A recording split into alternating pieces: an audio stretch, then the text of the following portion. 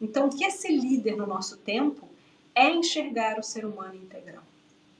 Mas como que nós fazemos isso? Bom, primeiro, digo por experiência própria, raramente, dentro de uma formação, uma trajetória acadêmica, nós aprofundamos essa temática, especialmente nos cursos de administração.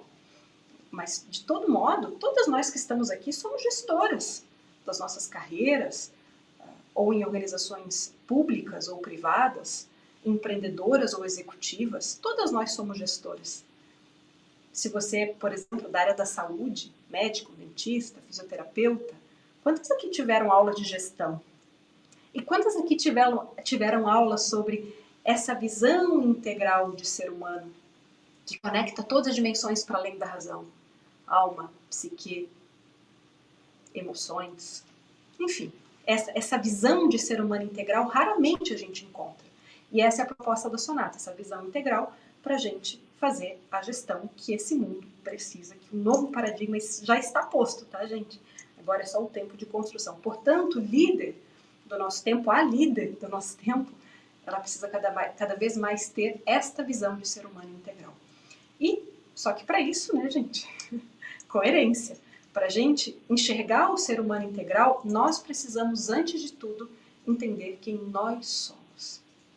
Porque quanto mais a gente enxerga a nossa dimensão integral, se diante de um desafio aparece uma emoção que você ou não gosta, ou não tem controle, o que é isso? O que isso significa?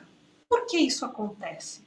Então são esses questionamentos que quando a gente faz com a gente mesmo, com as nossas emoções, de modo muito humilde e aberto, a gente começa também a perceber fora, ao nosso redor.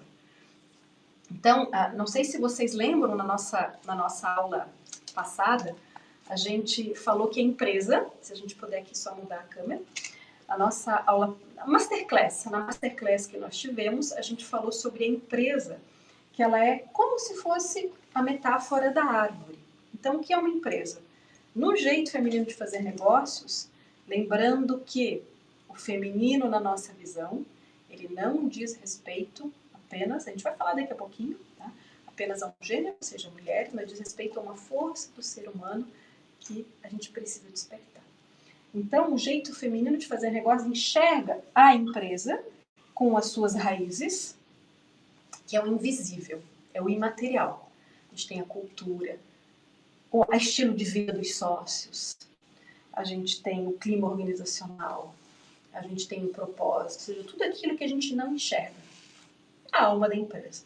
Depois a gente tem a estrutura, que são tudo aquilo que está posto, que a gente enxerga, a sede, os departamentos, financeiro, RH, ou seja, tudo aquilo que dá matéria, que dá estrutura. Para quê? Para aquilo que a gente enxerga depois como resultado. Mas o jeito feminino, ele não foca só aqui. Eu estou com um problema no financeiro, não dá resultado. Por quê? Como é que está o estilo de vida? Como é que está a escolha de sócios? Como é que está a escolha de sócios na vida privada? Então, tudo isso vai gerar impacto direto nos resultados. Portanto, para a gente ter essa visão de empresa, nós precisamos ter também esta visão de nós mesmas. Portanto, a líder ou líder do novo tempo é humilde e olha com coragem para si mesma, porque tem que ter coragem, né? Em que sentido? Não é simples, não é fácil a gente se conhecer, porque a gente sabe que tem coisas para mudar. Mas essa é a jornada humana. Tem coisas que não são legais, que a gente vai olhar para dentro. Mas não são legais não no sentido de porque a gente vive também numa sociedade que quer felicidade a qualquer custo, né? Mas que dói. E por até sobrevivência o ser humano quer fugir da dor. Mas a dor, ela faz parte da jornada. Não é amar a dor, é saber que ela está aí e a gente precisa passar por ela, ok? Então, voltando, esse novo líder, ele enxergando assim, ele começa a enxergar tudo também de uma outra forma. Por isso que a gente fala tanto nos sonhos, como a gente falou na Masterclass. Quanto mais a gente treina a enxergar nossos sonhos sonhados à noite, mais a gente está treinado para enxergar o invisível também nas empresas. Então, por exemplo, eu estou numa reunião e tive um feeling. Não é hora de fechar esse contrato. Deixa eu dormir, amanhã a gente decide. Semana que vem a gente fala sobre isso. Aí, de repente, uma pessoa te liga.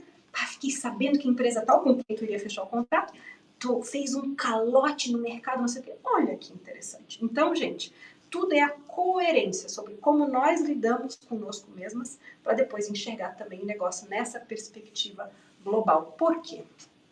Por quê? Tudo que o ser humano produz é um reflexo de si mesmo. Ok? Tudo. Porque nós temos, assim como a vida nos criou, nós temos a capacidade criativa.